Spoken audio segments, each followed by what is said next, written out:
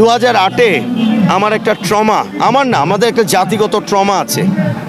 ওই নির্বাচন সবচেয়ে বড় জালিয়াতির, এর পরেরগুলো তো জালিয়াতি না, ওগুলো তো পুরো ডাকাতি। আমরা সেই সম্মান ফেরত চাই 12ই ফেব্রুয়ারি একটি সুষ্ঠু এবং নিরপেক্ষ নির্বাচনের মাধ্যমে।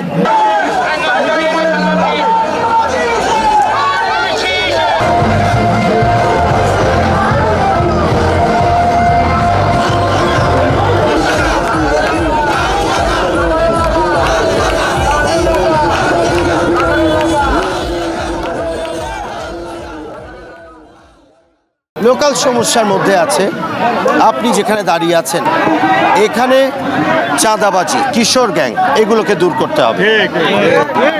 পানি, সুপেয় পানি, ওয়াসার লাইন এবং জলাবদ্ধতা অর্থাৎ ড্রেনেজ সিস্টেম, এগুলোকে ঠিক করে ফেলতে হবে।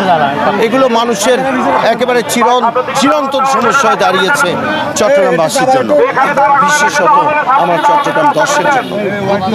আমার এখানে কর্মসংস্থান, আমার এখানে কিন্তু অনেক এক্সপার্টিস ডেভেলপ করবার জন্য, অর্থাৎ আপনি যে কাজগুলো শিখলে আপনি বিদেশে গিয়ে ভালো চাকরি পাবেন, দেশের ভেতরে আপনি অনেক কন্ট্রিবিউট করতে পারবেন, সেই ধরনের এক্সপার্টিস ডেভেলপ করে দেওয়ার জন্য, স্কিল ডেভেলপমেন্টের জন্য সেন্টার্স নাই। সেজন্য আমি ইউথ স্কিল ডেভেলপমেন্ট হাব সেটা তৈরি করতে চাই আমার পুরো 10-এ, অসংখ্য, একটা দুটো না, কেননা আমাদের ওয়ার্ড তো 8টা, অতএব আমার এই সবগুলো ওয়ার্ডে কমপক্ষে 8টা ইউথ হাব থাকা দরকার। খেলাধুলার মাঠ নাই, আপনি যতক্ষণ খেলাধুলো, সংস্কৃতি চর্চা, পড়াশোনায় গভীরভাবে তাকে নিমজ্জিত রাখা, এই কাজগুলো করবেন না, কিশোর গ্যাংয়ের উৎপাত তো বাড়বেই, আপনার ছেলেমেয়েরা তো অবশ্যই মাদক সেবনে ধাবিত হবে। অতএব আপনাকে এমন কিছু প্রোডাক্টিভ, কনস্ট্রাকটিভ অ্যাক্টিভিটিস দাঁড় করাতে হবে, সমাজে চর্চা থাকতে হবে, যেটার কারণে আপনি খারাপ কাজে মন দেওয়ার সুযোগও পাবেন না। আপনি জিজ্ঞেস করেছেন শিক্ষা, আমি যেটা বলতে চাই যে আমার প্রায়োরিটি লিস্টে আপনি জ্ঞানের আলোয় যদি আলোকিত না করতে পারেন, জনগোষ্ঠী যত বৃহৎ হবে, অর্থাৎ আপনার জনসংখ্যা যত বাড়বে তত সমস্যা বাড়বে। আর যদি খুব সুশিক্ষায় সুশিক্ষিত অথবা অ্যাডাল্ট যারা প্রশিক্ষণপ্রাপ্ত যদি আমরা জনগোষ্ঠী এবং আগামীর প্রজন্ম বানাতে পারি, তাহলে জনসংখ্যা যত বাড়বে আমাদের শক্তি তত বাড়বে। চিকিৎসা সেবা, আমাদের এই খুলশী, হালিশহর, পাহাড়তলীতে একটা ভালো সরকারি বৃহৎ আকারের হাসপাতাল নাই। কেন? আমি উত্তর জানি না। 54-55 বছর পার হয়ে গেল, আমাদের এই হাসপাতাল একটা না, সম্ভব হলে একাধিক হাসপাতাল এখানে তৈরি করতে হবে।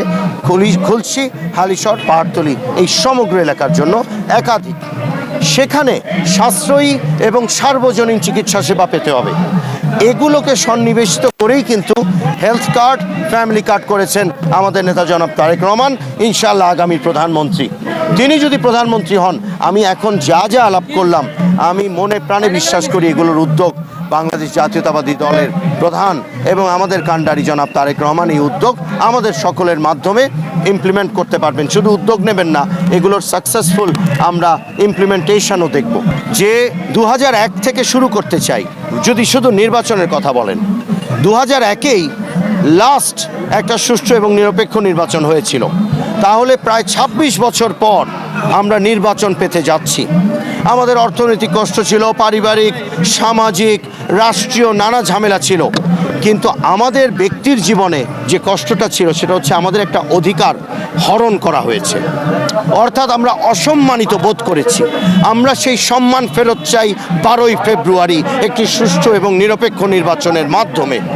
যেহেতু আমরা ফেরত চাই, আমি বিশ্বাস করতে চাই যে জনপ্রশাসন, আমাদের সশস্ত্র বাহিনী, আইন শৃঙ্খলা বাহিনী, নির্বাচন commission, judicial magistrate, executive magistrates, তারা তাদের দায়িত্ব শতভাগ নিষ্ঠার সাথে, সততার সাথে তারা পালন করবে।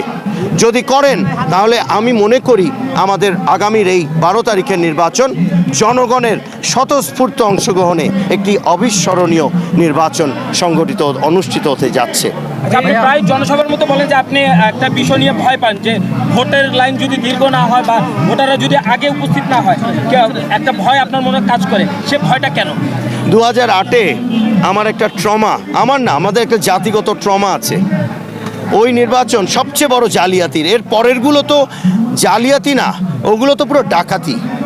ওই নির্বাচন খুব সূক্ষ্মভাবে হারিয়ে দেয়া হয়েছিল অনেকগুলো আসনে বাংলাদেশ জাতীয়তাবাদী দলের নেতৃত্বকে, ক্যান্ডিডেটদেরকে। ওই ট্রমাটার কোনো কাউন্সেলিং হয় নাই, এবং যখন কোনো ট্রমার ট্রিটমেন্ট হয় না, কাউন্সেলিং হয় না, তখন ওটা একটা ব্যাধির মতো, একটা দুরারোগ্য ব্যাধি হয়ে যায়। এই যে ২৬ বছর পর আমরা নির্বাচন পাচ্ছি, আশা করি যে সকাল সকাল গিয়ে আমরা আমাদের যে ভোট সেটা আগেই দিয়ে দিতে পারবো, যেন কেউ কোনো ষড়যন্ত্র করে জনগণের ওই ধাক্কাকে তো সামলাতে পারে না। কোনো ষড়যন্ত্র, কোনো অপশক্তি যখন জনগণ মাঠে থাকে, যখন জনগণ ঐক্যবদ্ধ থাকে, যেমন দেখেছেন ২৪শে জুলাই আগস্টে, এই ভোটের দিনও যদি জনগণ একসাথে থাকে, কোনো অপশক্তি, কোনো ষড়যন্ত্র, কোনো ২০০৮, ২০১৪, ১৮, ২৪-এর নির্বাচনের পুনরাবৃত্তি করতে পারবে না তারা, ষড়যন্ত্রকারীরা। তাই চাই ৯০ থেকে ৯৫ ভাগ মানুষ, ১০০ ভাগ হলে ১০০ ভাগ মানুষ মানে ভোটার, তারা যেন সকাল সকাল গিয়ে দীর্ঘ লাইন হোক, ছোট লাইন হোক, তারা দাঁড়িয়ে যায়। আমি জানি না, আমার বাবা এবং আমি, আমার মায়ের দোয়া,